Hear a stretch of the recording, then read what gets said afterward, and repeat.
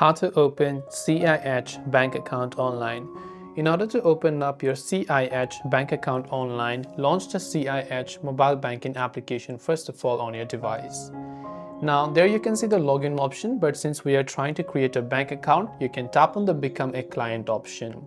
Now over here, if you don't understand the language, don't worry, but if you do, even better, tap on this orange button that says create a new account. So I'll just tap on this little option over here. We're trying to create a new bank account itself.